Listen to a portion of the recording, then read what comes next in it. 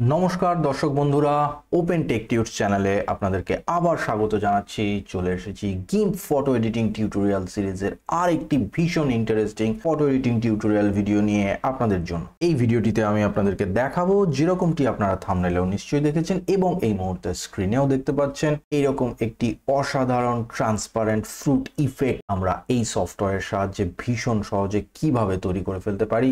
এই ধরনের ইফেক্টটিকে আপনারা পোস্টার, ব্রোশার, লিফলেট, ফ্লায়ার ইত্যাদি ডকুমেন্ট ডিজাইন করার ক্ষেত্রে ব্যবহার করতে পারেন। একটা ভীষণ ইন্টারেস্টিং ইফেক্ট। চলুন দেখে নিই। ভিডিওটি শুরুতেই আমি দর্শকদের অনুরোধ করব, ভিডিওটি ভালো লাগলে লাইক এবং শেয়ার করতে ভুলবেন না, এবং অবশ্যই অনুরোধ করব চ্যানেলটিকে সাবস্ক্রাইব করার মাধ্যমে ফলো করতে থাকুন। আমি গিম্প সফটওয়্যারের উপর এইরকম ইন্টারেস্টিং ফটো এডিটিং টিউটোরিয়াল আপনাদের জন্য ভবিষ্যতে নিয়ে আসতে থাকবো। তাহলে দেরি না করে চলুন শুরু করা যাক। দর্শক বন্ধুরা, আমরা গিম্প সফটওয়্যারে চলে এসেছি। প্রথমেই দেখিয়ে দিই আমি গিম্পের এই মুহূর্তে যে ভার্সনটি ব্যবহার করছি। তার জন্য হেল্প মেনুতে চলে যাচ্ছি এবং এখান থেকে অ্যাবাউট গিম্প অপশনটি নিয়ে নিচ্ছি। এই মুহূর্তে আমি গিম্পের 2.10.36 ভার্সনটি ইউজ করছি। উইন্ডোটি ক্লোজ করে দিচ্ছি। প্রসঙ্গত বলে রাখি, এই মুহূর্তে এর থেকেও লেটেস্ট ভার্সন গিম্পের অফিসিয়াল ওয়েবসাইটে অ্যাভেলেবল রয়েছে, আপনারা ডাউনলোড করে নিতে পারেন। আপনাদের কাছে যদি এর থেকে ওল্ডার ভার্সন গিম্প ইনস্টল থাকে, সেটা দিয়েও এই কাজটি খুব সহজেই আপনারা করে ফেলতে পারবেন। ওয়েবসাইটটির লিঙ্ক আমি ডেসক্রিপশন বক্সে দিয়ে রাখবো। কাজের শুরুতেই আমি প্রয়োজনীয় ইমেজগুলোকে খুলে নেব।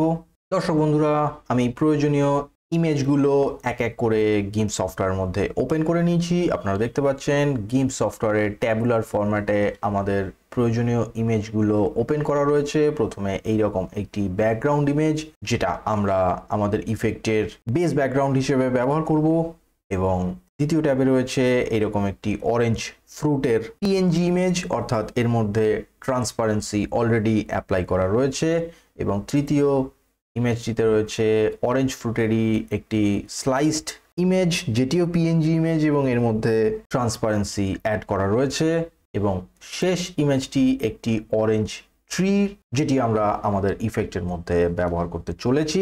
প্রসঙ্গত বলে রাখি, এই সমস্ত ইমেজগুলোই আমি pixabay.com ওয়েবসাইট থেকে ডাউনলোড করে নিয়েছি। pixabay.com একটি অসাধারণ ওয়েবসাইট, যেখান থেকে আপনারা ফ্রিতে ফটো এডিটিং প্র্যাকটিসের জন্য বিভিন্ন ধরনের স্যাম্পল ইমেজ ডাউনলোড করে নিতে পারেন এবং আপনাদের প্রজেক্টে ব্যবহার করতে পারেন। এমনকি সেইগুলো নিয়ে প্রফেশনালি কাজও করতে পারেন এবং পাবলিশও করতে পারেন। ওয়েবসাইটটির লিঙ্কও আমি ডেসক্রিপশন বক্সে দিয়ে রাখবো, মনে হলে ওয়েবসাইটটি ভিজিট করে নিতে পারেন। এই ইমেজটি থেকে এই অরেঞ্জ ট্রিটিকেও আমি এক্সট্রাক্ট করে নিয়েছি এবং এর ব্যাকগ্রাউন্ডটা রিমুভ করে দিয়েছি। এই ইমেজটি খানিকটা এইরকম আউটপুটে দাঁড়িয়েছে, যেরকম এই মুহূর্তে দেখতে পাচ্ছেন। চলে এসেছি বেস ব্যাকগ্রাউন্ড ইমেজটিতে। এই ইমেজে আমরা ব্যাকগ্রাউন্ডটিকে আরেকটুখানি এডিট করে নেব। তার জন্য এই ইমেজটিতেও আমাদের ট্রান্সপারেন্সি চ্যানেল অ্যাড করতে হবে। সেটা করার জন্য এই ইমেজটি লেয়ারের উপর আমরা রাইট ক্লিক করব এবং এখান থেকে অ্যাড আলফা চ্যানেল অপশনটিকে সিলেক্ট করে নেব। এই ইমেজের মধ্যে আমরা ট্রান্সপারেন্সি চ্যানেল অ্যাড করে নিলাম। এরপরে আমরা এই ফ্রন্টের যে উডেন বেঞ্চ ইমেজটা রয়েছে এবং তার থেকে যে এই পেছনের ব্যাকগ্রাউন্ড পোর্শনটা রয়েছে, সেটাকে আমরা আলাদা করে নেব। তার জন্য আমি এখান থেকে রেক্ট্যাঙ্গেল সিলেক্ট টুলটাকে নিয়ে নিলাম এবং এইভাবে আমি ইমেজের সেই পোর্শনটাকে সিলেক্ট করে নিলাম এবং এন্টার কি প্রেস করে সিলেকশনটাকে অ্যাক্টিভেট করে নিলাম। এবং এটাকে আলাদা করার জন্য এডিট মেনুতে চলে যাচ্ছি, এখান থেকে কাট অপশনটা নিয়ে নিচ্ছি। সিলেকশনটার আর আমাদের প্রয়োজন পড়বে না, সিলেক্ট মেনুতে গিয়ে এখান থেকে নান করে দিচ্ছি। পুনরায় এডিট মেনুতে চলে যাচ্ছি, এখান থেকে paste as new layer in place অপশনটি নিয়ে নিলাম। আমরা আমাদের ব্যাকগ্রাউন্ড ইমেজ থেকে ব্লাড পোর্শন এবং উডেন টেবিল পোর্শন দুটোকে আমরা সেপারেট করে ফেলতে পেরেছি। এই ব্লাড ব্যাকগ্রাউন্ড পোর্শনের উপরে আমরা আরেকটু ফিল্টার ইফেক্ট ইউজ করব এবং আরেকটু কালার কারেকশন করব। প্রথমে ফিল্টার ইফেক্ট ইউজ করছি, তার জন্য এই ব্যাকগ্রাউন্ড লেয়ারটি সিলেক্টেড অবস্থায় আমরা ফিল্টার মেনুতে চলে যাচ্ছি এবং এখান থেকে ব্লার এবং নিয়ে নিচ্ছি গসিয়ান ব্লার বলে অপশনটি। যে উইন্ডোটি খুলবে তার সাইজ এক্স আর ওয়াই এর মধ্যে যে কোনো একটাকে আমরা আরেকটু ইনক্রিজ করলে দুটো একসাথে ইনক্রিজ হচ্ছে, দেখতেই পাচ্ছেন, যেহেতু এখানে চেন লিঙ্কটি লিঙ্কড অবস্থায় রয়েছে। বাকি অপশনগুলো আমি ডিফল্টই রেখে দিচ্ছি এবং এটাকে অ্যারাউন্ড 20 কাছাকাছি নিয়ে যাচ্ছি। স্প্লিট ভিউ করে দেখিয়ে দিচ্ছি। আগে এইরকম ব্লাড ইমেজ ছিল এবং বর্তমানে এইরকম ব্লাড ইমেজে কনভার্টেড হয়ে গেল এবং এটাকে আমি অ্যাপ্লাই করার জন্য ওকে বাটনটা ক্লিক করে দিচ্ছি। ইমেজটা অ্যাপ্লাই হয়ে গেল এবং ফাইনালি আমি একটু কালার কারেকশন করব। তার জন্য এই লেয়ারটি সিলেক্টেড অবস্থায় কালার্স মেনুতে চলে যাচ্ছি, এখান থেকে নিয়ে নিচ্ছি লেভেলস বলে অপশনটি এবং এর মিড টোনটাকে আমি আরেকটু ডার্কার শেডের দিকে নিয়ে যাচ্ছি। খানিকটা এইরকম স্প্লিট ভিউ করে দেখিয়ে দিচ্ছি। আগে এইরকম ব্রাইটনেস ছিল, এখন কালার কারেকশনের পরে আমি এইরকম ডার্কার একটা শেডে নিয়ে গেছি। এটাকে অ্যাপ্লাই করে দেওয়ার জন্য ওকে বাটনটাতে ক্লিক করে দিচ্ছি। ফাইনালি আমাদের ব্যাকগ্রাউন্ডটা মোটামুটি যেরকম চাইছিলাম সেটা আমরা তৈরি করে ফেলতে পেরেছি। এখন ব্যাকগ্রাউন্ডটিকে আমরা একটা সিঙ্গেল লেয়ারে কনভার্ট করে দিতে পারি। তার জন্য এই ওপরের লেয়ারটি সিলেক্টেড অবস্থায় এখান থেকে রাইট ক্লিক করব এবং মার্জ ডাউন বলে অপশনটি নিয়ে নেব। এরপরে আমরা আমাদের এই ব্যাকগ্রাউন্ড ইমেজের মধ্যে এই অরেঞ্জ ফ্রুট ইমেজটাকে ইনকর্পোরেট করব। তার জন্য এখান থেকে মুভ টুলটি নিয়ে নেব এবং এই লেয়ারটি সিলেক্টেড অবস্থায় এটিকে মাউস ক্লিক করার মাধ্যমে হোল্ড অ্যান্ড ড্র্যাগ করে আমি সিম্পলি আমাদের এই ব্যাকগ্রাউন্ড ট্যাবের উপরে নিয়ে আসব এবং ব্যাকগ্রাউন্ড ইমেজের উপরে এসে আমি যদি মাউসের ক্লিকটি রিলিজ করে দিই তাহলে আমরা দেখতে পাবো আমাদের এই অরেঞ্জ ফ্রুটের ইমেজটাকে আমাদের ওয়ার্কিং উইন্ডোর মধ্যে অ্যাজ এ লেয়ার হিসেবে ইম্পোর্ট করে ফেলতে পেরেছি। এটা খুব সহজ একটা পদ্ধতি। দর্শক বন্ধুরা দেখে বুঝতেই পারছেন এই ইমেজটিকে আমাদের একটু স্কেল করার প্রয়োজন পড়বে। তার জন্য সিম্পলি আমরা এখান থেকে স্কেল টুলটি ইউজ করব। ইমেজটিকে ক্লিক করার মাধ্যমে স্কেল কন্ট্রোল বাটনগুলোকে অ্যাক্টিভেট করে নিচ্ছি। আমি একটু জুম আউট করে নিচ্ছি এবং এই কন্ট্রোল বাটনগুলোর সাহায্যে আমি এটাকে স্কেল করে নিচ্ছি। অনেকটা এরকম সাইজে আমি স্কেলটা করে নিলাম এবং মুভ টুলের সাহায্যে এটাকে অ্যাপ্রোপ্রিয়েট প্লেসে যেরকম জায়গায় চাইছি খানিকটা মিডল করে আমি এটাকে প্লেস করে দিলাম। আমি আর একটু জুম ইন করে নিচ্ছি দেখার সুবিধার্থে। অরেঞ্জ ফ্রুটের ইমেজের প্লেসমেন্টটাকে কনফার্ম করে দেওয়ার জন্য আমরা যে কাজটা করতে পারি, তার জন্য লেয়ার মেনুতে গিয়ে এখান থেকে আমরা নিয়ে নিচ্ছি লেয়ার টু ইমেজ সাইজ। এখন আমাদের যে কাজটি করতে হবে তার জন্য আমরা একটি সিলেকশন টুল ব্যবহার করব এবং সেই সিলেকশন টুল ব্যবহার করার মাধ্যমে এই পাতার পোর্শনটিকে আমরা অরেঞ্জ ফ্রুটের থেকে ডিটাচ করে নেব বা সেপারেট করে নেব, যেটা আমাদের প্রয়োজন পড়বে। চলুন দেখে নিই আমরা কাজটা কিভাবে করতে পারি। আমি টুলবার থেকে ফ্রি সিলেক্ট টুলটির সাহায্যে এই কাজটা করব। দেখতে পাচ্ছেন এখানে কিবোর্ডের এফ শর্টকাট কিটি প্রোভাইড করা রয়েছে, অর্থাৎ আপনারা কিবোর্ডে এফ বাটনটি প্রেস করেও এই টুলটিকে অ্যাক্টিভেট করতে পারেন। আমি এখানে ক্লিক করার মাধ্যমে এই টুলটিকে অ্যাক্টিভেট করছি। একটুখানি জুম ইন করে নিচ্ছি এবং খানিকটা এইরকম ভাবে এখান থেকে আমি সিলেকশনটা শুরু করছি। বারবার ক্লিক করার মাধ্যমে আমাদের উদ্দেশ্য হলো এই লিফের পোর্শনটা ফ্রুটের পোর্শন থেকে সেপারেট করে নেওয়া। আমি সিলেকশনটা এখান অবধি নিয়ে নিলাম এবং এখানের পর থেকে আমি এক্স্যাক্টলি ফ্রুটের এজ বরাবর ক্লিক করতে করতে ফ্রুটের এজটিকে সিলেক্ট করে নিচ্ছি যাতে করে লিফটাকে সেপারেট করা যায় এবং এই অবধি লিফের এজটা ফ্রুটের এজের সঙ্গে কন্ট্যাক্টে ছিল। এরপর থেকে আমি আবার বাইরে থেকে সিলেকশনটাকে কমপ্লিট করছি এবং এইভাবে আমি সিলেকশনটাকে রাউন্ড আপ করে ঘুরিয়ে দিচ্ছি লিফের চারপাশ দিয়ে। যেহেতু আমাদের এখানে ট্রান্সপারেন্সি অ্যাড করা আছে, আমাদের এই ক্ষেত্রে শুধু লিফটাই সিলেক্টেড হবে। এন্ড নোডে এসে গিয়ে ক্লিক করার মাধ্যমে সিলেকশনটাকে কমপ্লিট করে দিলাম এবং এন্টার কি প্রেস করে দিলাম। জুম আউট করে নিচ্ছি, এডিট মেনুতে চলে যাব। এখান থেকে আবার সেই কাট অপশনটি সিলেক্ট করে নেব।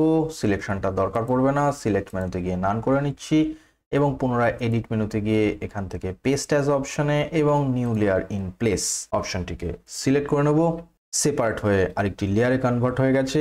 এই লেয়ারটিরও পজিশন কনফার্ম করার জন্য আমরা লেয়ার মেনুতে গিয়ে এখান থেকে লেয়ার টু ইমেজ সাইজ অপশনটি সিলেক্ট করে নিতে পারি। এরপরে আমাদের যেটা করার প্রয়োজন পড়বে, এই অরেঞ্জ ফ্রুটের লেয়ারটিকে আমরা ডুপ্লিকেট করে নেব।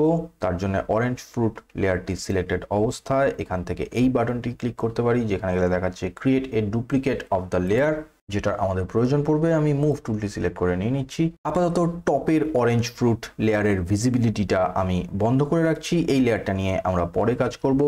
বটমের অরেঞ্জ ফ্রুটের লেয়ারটিকে আমরা সিলেক্ট করে নিচ্ছি। এই লেয়ারের উপরে আমরা একটি কালার ইফেক্ট অ্যাপ্লাই করব। তার জন্য এই লেয়ারটি সিলেক্টেড অবস্থায় আমরা চলে যাব কালার্স মেনুতে এবং এখান থেকে চলে যাব ডিস্যাচুরেট অপশনে এবং এখান থেকে নিয়ে নেব এই ডিস্যাচুরেট বলে কমান্ডটি বা অপশনটি। এখান থেকে মোড আমি বলবো লুমা অপশনটি সিলেক্ট করে নেবেন। আমার মনে হচ্ছে এই কাজের জন্য এই অপশনটি বেস্ট। বাকি সেটিংসগুলো যেটা ডিফল্ট রয়েছে সেটাই আমি রেখে দিতে বলবো এবং এটাকে ওকে বাটনটিকে ক্লিক করার মাধ্যমে ইফেক্টটিকে অ্যাপ্লাই করে দিতে বলবো। খানিকটা এই রকম আমাদের ইমেজটি গ্রে স্কেলে কনভার্ট হয়ে যাবে। এরপরে আমরা এর উপরে একটি ব্লেন্ডিং মোড ইউজ করব, লেয়ার ব্লেন্ডিং মোড। তার জন্য এই লেয়ারটি সিলেক্টেড অবস্থায় লেয়ার বক্সের ওপরে যে লেয়ার ব্লেন্ডিং লিস্টটা রয়েছে সেটাকে আমরা এই বাটনটি ক্লিক করার মাধ্যমে অ্যাক্টিভেট করে নেব এবং এখান থেকে স্ক্রিন বলে যে লেয়ার ব্লেন্ডিং অপশনটি রয়েছে সেটা আমরা সিলেক্ট করে নেব। খানিকটা এই রকম ইফেক্ট আমাদের ক্রিয়েট হয়ে যাবে। দেখতে পাচ্ছেন আমরা যেরকম ডিজায়ার্ড ইফেক্টের দিকে যেতে চাইছিলাম তার অনেকটাই আমরা অ্যাচিভ করতে পেরেছি। এরপরে আমাদের এর উপরে কিছুটা কালার কারেকশন অ্যাপ্লাই করতে হবে যাতে করে ওই গ্লাস ট্রান্সপারেন্সি ইফেক্টটা আরো রিয়েলিস্টিক ভাবে ফুটিয়ে তোলা যায়। আমি ইমেজটি আরেকটু জুম ইন করে নিচ্ছি। এরপরে ওই লেয়ারটি সিলেক্টেড অবস্থায় কালার্স মেনুতে চলে যাচ্ছি, এখান থেকে লেভেলস অপশনটি সিলেক্ট করে নিচ্ছি এবং এখানে আমরা শ্যাডো, মিড টোন, হাইলাইট ভ্যালুগুলোকে অ্যাডজাস্ট করার মাধ্যমে গ্লাস ট্রান্সপারেন্সি ইফেক্টটিকে ফুটিয়ে তোলার চেষ্টা করব। আমি প্রথমেই মিড টোনটিকে একটু ডার্কার শেডের দিকে নিয়ে যাচ্ছি এবং শ্যাডো টোনটাকে আমি আরেকটু ডার্কার শেডের দিকে নিয়ে যাচ্ছি এবং হাইলাইট ভ্যালুটাকে আরেকটু ইনক্রিজ করছি। দর্শক বন্ধুরা, আমি এই রকম জায়গা নাগাদ লেভেল সেটিংটাকে রেখে দিচ্ছি। আমার মনে হয়েছে এই রকম জায়গা নাগাদ আমরা যেরকম ট্রান্সপারেন্সি ইফেক্টটাকে অ্যাচিভ করতে চাইছিলাম সেটা আমি করতে পেরেছি। আপনারা নিজেদের মতো ভ্যালুটাকে অ্যাডজাস্ট করে দেখে নেবেন আপনারা যে ফ্রুটের ইমেজটি ইউজ করছেন সেটাতে আপনারা কতটা রিয়েলিস্টিক এই রকমের গ্লাস ট্রান্সপারেন্সি ইফেক্টটাকে ফুটিয়ে তুলতে পারলেন। স্প্লিট ভিউ করে দেখিয়ে দিই। আগে ভিউটা এরকম ছিল এবং এখন এই রকম গ্লাস ট্রান্সপারেন্ট ইফেক্টের মতো আমাদের ইমেজটা কনভার্ট হয়ে গেছে। ইফেক্টটিকে অ্যাপ্লাই করার জন্য আমি এখান থেকে ওকে বাটনটি ক্লিক করে দিচ্ছি। দর্শক বন্ধুরা, এই পর্যায়ের কাজটিকে আমরা করে ফেললাম। এর পরের পর্যায়ের কাজটির জন্য আমরা আমাদের ডুপ্লিকেট ফ্রুট লেয়ারের ভিজিবিলিটিটাকে অ্যাক্টিভেট করে নেব এবং লেয়ারটিকে সিলেক্ট করে নেব। এই লেয়ারটির উপর আমরা এবার কাজ করব এবং তার জন্য আমাদের অরেঞ্জের যে স্লাইস অরেঞ্জ ইমেজটা ছিল সেটা আমাদের এই প্রজেক্টে ইম্পোর্ট করার দরকার পড়বে। আমি ঠিক আগের পদ্ধতিটি ব্যবহার করব। দর্শক বন্ধুরা, আমি অরেঞ্জ স্লাইস ইমেজটিকে আমাদের প্রজেক্টে ইম্পোর্ট করে নিয়ে এসেছি অ্যাজ এ লেয়ার হিসেবে, যেরকম আপনারা দেখতে পাচ্ছেন। এখন এই ইমেজটিকে আমরা স্কেল করে আমরা যেরকম চাইছি খানিকটা সেই রকম ডিজার্ট শেপে নিয়ে গিয়ে আমরা প্লেস করে বসিয়ে দেবো। তার জন্য আমি টুলবার থেকে স্কেল টুলটি সিলেক্ট করে নিলাম এবং ইমেজটিতে ক্লিক করার মাধ্যমে স্কেল টুলের কন্ট্রোল বাটনটিকে অ্যাক্টিভেট করে নিলাম। এখানে অবশ্যই মনে করিয়ে দেবো দর্শক বন্ধুদের, খেয়াল করে নেবেন এই স্কেল টুল ব্যবহারের সময় যেন আপনাদের এই চেন লিঙ্কটি ব্রোকেন অবস্থায় থাকে, অর্থাৎ আমরা এখানে কিন্তু ইউনিফর্ম স্কেলিংটা ইউজ করব না, যেটা কিনা এই চেন লিঙ্কটি লিঙ্কড অবস্থায় থাকলে স্কেলিংটা ইউনিফর্ম হতো। আমরা এইরকম ইউনিফর্ম স্কেলিংটা এখানে ইউজ করব না। আমরা এই চেন লিঙ্কটাকে ব্রোকেন করে নেব যাতে করে এটাকে আমরা আমাদের ডিজায়ার্ড শেপে খানিকটা ইলিপ্টিক্যাল এইরকম শেপে আমরা কনভার্ট করতে পারি, আপনারা যেরকম দেখতে পাচ্ছেন। এবং এটিকে আমি প্লেস করে বসিয়ে দেবো। আমি ইমেজটি আরেকটু জুম করে নিচ্ছি।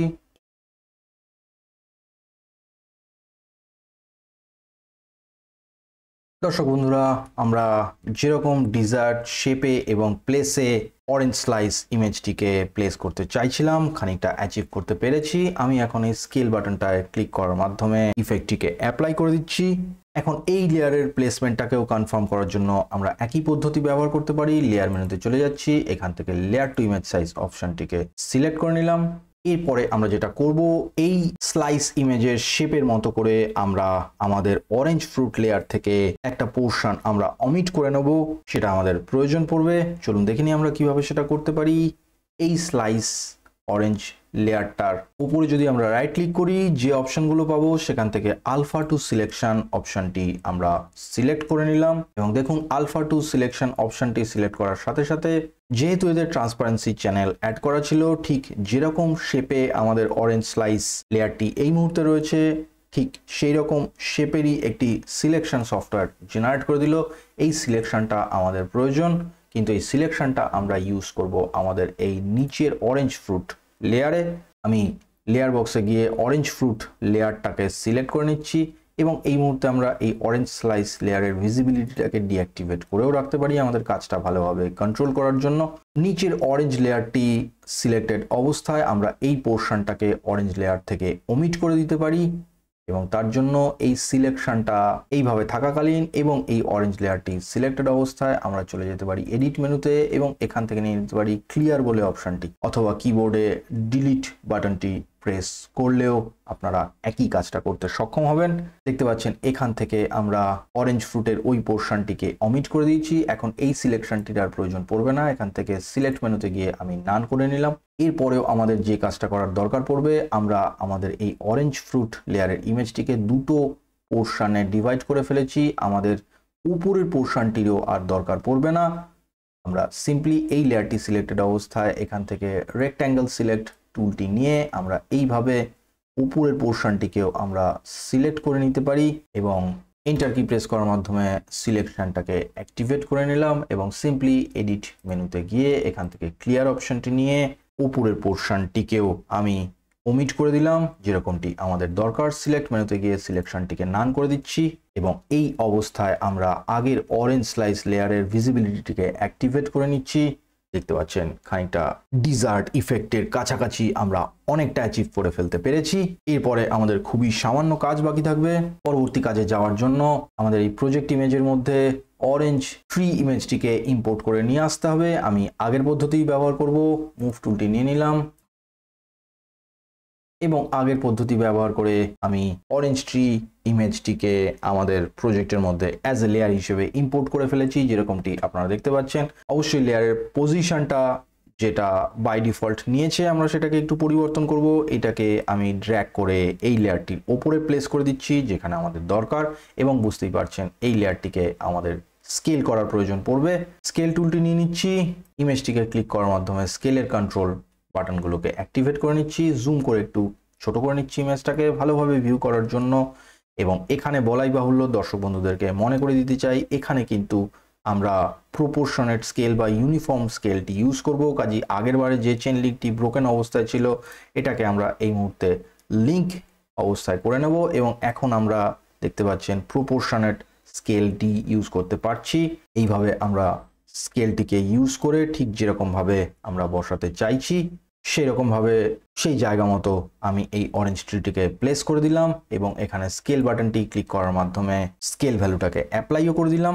ফাইনালি এই লেয়ারটিরও প্লেসমেন্টটিকে কনফার্ম করার জন্য লেয়ার মেনুতে গিয়ে এখান থেকে লেয়ার টু ইমেজ সাইজ অপশনটিকে সিলেক্ট করে নিলাম এবং এরপরে আমাদের একটি ফাইনাল কাজ করা বাকি রইল যেটা কিনা এই ইফেক্টটাকে সম্পূর্ণ করে দেবে। তার জন্য আমি আমার আগের ক্রিয়েট করা যে গ্লাস ট্রান্সপারেন্ট ইফেক্ট ইমেজ লেয়ারটি ছিল সেটিকে আমি এই লেয়ার বক্স থেকে এখানে সিলেক্ট করে নেব।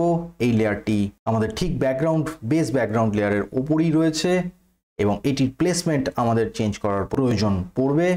এটির প্লেসমেন্টকে আমরা এইভাবে মাউস হুইল ক্লিক করে হোল্ড করে ড্র্যাগ করার মাধ্যমে আমরা একদম এই অরেঞ্জ ট্রি ইমেজটির উপরে নিয়ে আসব এবং এরপরে আমাদের যেটা করতে হবে এর মধ্যে আমাদের কমপ্লিট ফ্রুটের যে শেপটা রয়েছে বলাই বাহুল্য দর্শক বন্ধুরা বুঝতে পারছেন যে এখান থেকে আমাদের এই নিচের পোর্শনের শেপটি আর দরকার পড়বে না। আমরা আগের মতো অন্য একটি লেয়ার থেকে রেফারেন্স নিয়ে ওইটুকু পোর্শনকে আমরা ওমিট করে দিতে পারি।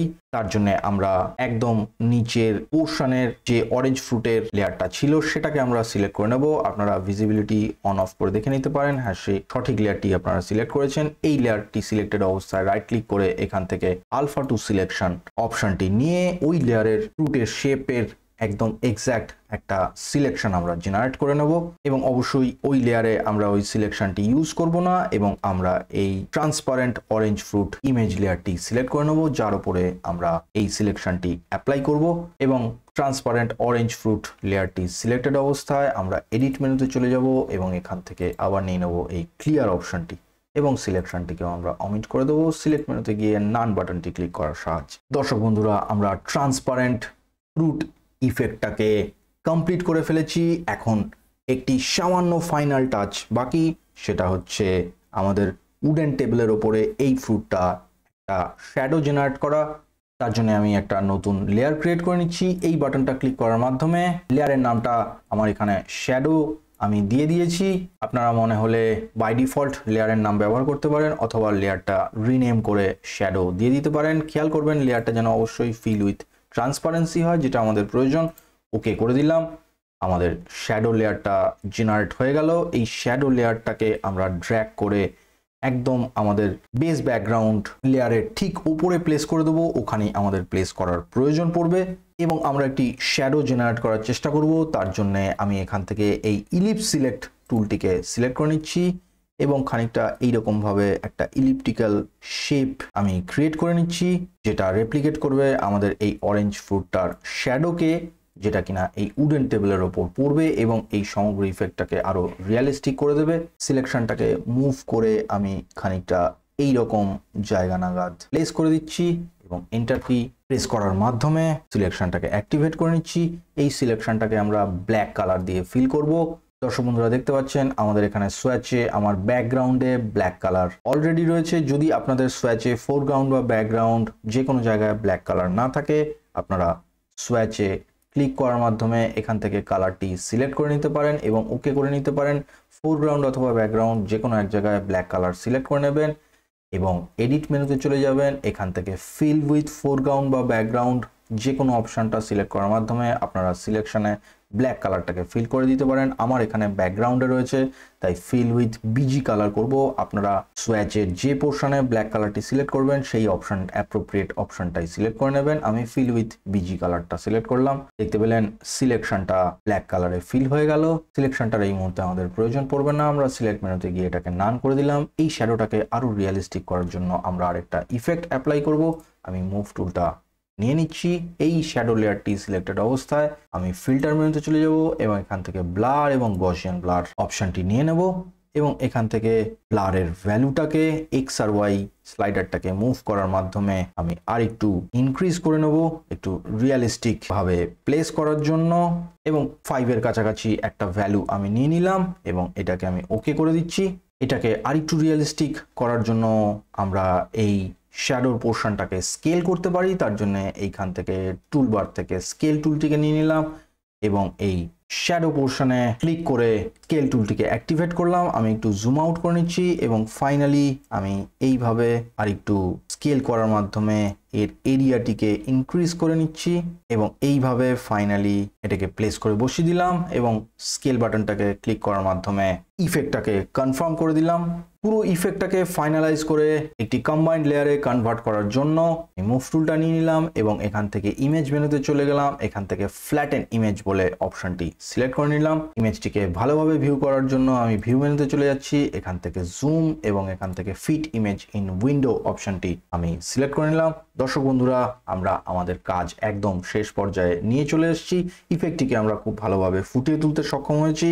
মনে হলে এই পর্যায়ে এসে আপনারা এই ইমেজটির উপরে আরেকটু কালার কারেকশন করে নিতে পারেন। ইমেজটির ভাইব্রেন্সি আরেকটু ইনক্রিজ করার জন্য তার জন্য কালার্স মেনুতে চলে যাচ্ছি। এখান থেকে লেভেলস অপশনটি নিয়ে নিচ্ছি এবং ফাইনালি আমি একটুখানি শ্যাডো ভ্যালুটাকে ইনক্রিজ করছি এবং হাইলাইট ভ্যালুটাকেও আমি আরেকটু ইনক্রিজ করছি এবং এটাকে ওকে করে নিচ্ছি। সমগ্র কাজটাকে আউটপুট হিসেবে সেভ করার জন্য ফাইল মেনুতে চলে যাবেন। এখান থেকে এক্সপোর্ট অ্যাজ অপশনটি সিলেক্ট করে নেবেন। এরকম একটি উইন্ডো আপনাদের সামনে খুলে যাবে।